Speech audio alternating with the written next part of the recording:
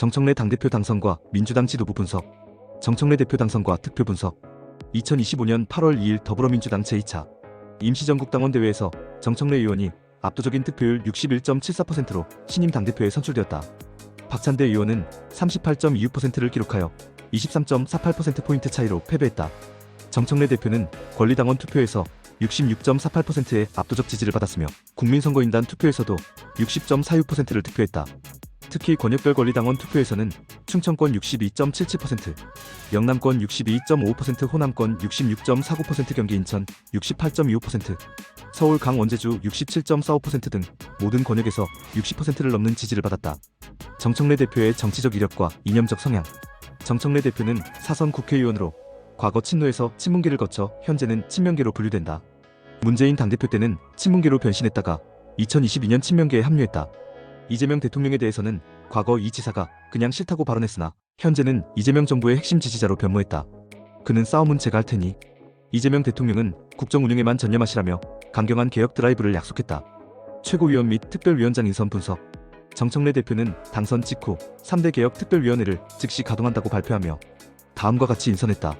검찰개혁특위위원장 민영배 의원 광주 광산을 3선, 언론개혁특위위원장 최민희 의원 경기 남양주갑 과방위원장, 사법개혁특위위원장 백혜련 의원 경기 수원을 3선, 검사 출신 민영배 의원 검찰개혁특위.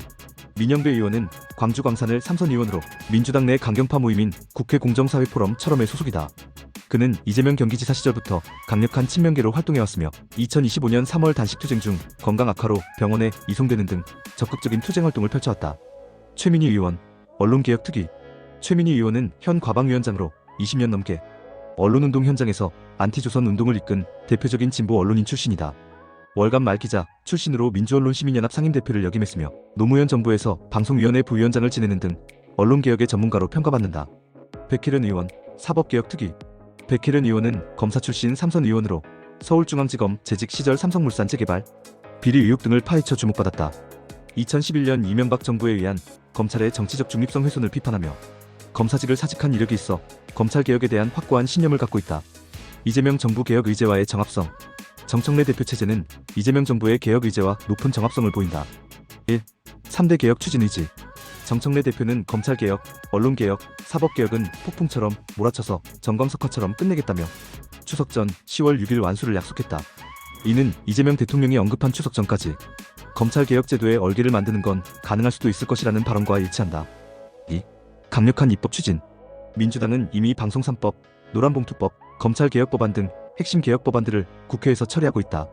정청래 대표는 국민의 공감대가 형성되어 있기 때문에 약속드린 추석 전 완수가 가능하다고 자신했다. 3. 내란 세력 척결.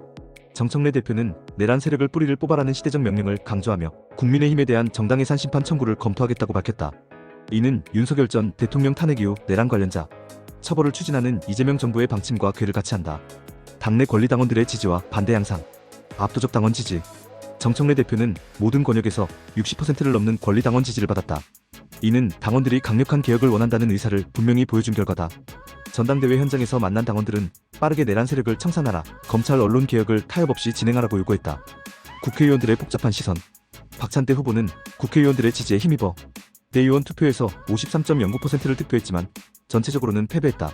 친명계 일각에서는 정청래 대표가 이재명 정부와 엇박자를 낼 가능성을 우려하는 목소리가 나오고 있다. 2026 지방선거 및 정치적 전망. 입법 동력 강화. 정청래 대표 체제는 과반 의석의 힘을 바탕으로 강력한 입법 드라이브를 예고하고 있다. 민주당은 단독으로 법안 통과, 예산안 처리, 고위공직자 임명 동의 등이 가능한 상황이다. 정책 조정과 갈등 가능성. 이재명 정부는 협치에 무게를 두고 있는 반면 정청래 대표는 강경문을 펴고 있어 투트랙 전략 가능성이 제기된다. 과거 정청래 대표가 법사위원장 시절 독단 운영 논란에 휩싸인 바 있어 국정 운영에서의 조율이 관건이 될 것으로 보인다. 2026 지방선거 전망.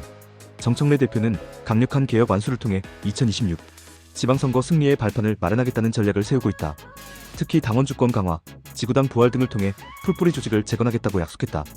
언론 및 정치 분석가 평가. 진보 언론의 기대. 한겨레, 경향신문 등 진보 언론은 정청래 대표 당선을 강력한 개혁 의지의 표현으로 평가하고 있다.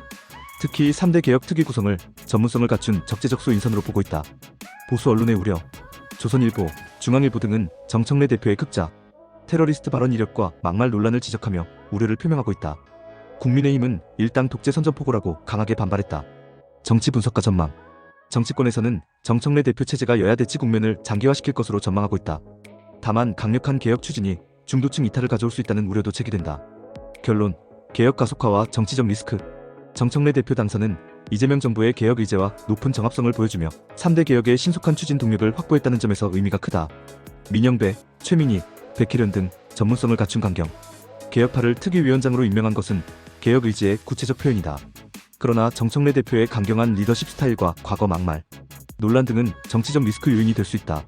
2026 지방선거까지의 개혁 성과와 국정 안정을 동시에 확보할 수 있느냐가 정청래 대표 체제의 성공을 가늠하는 핵심 지표가 될 전망이다. 당신의 생각을 댓글로 남겨주세요. 영상이 도움되셨다면 구독과 좋아요,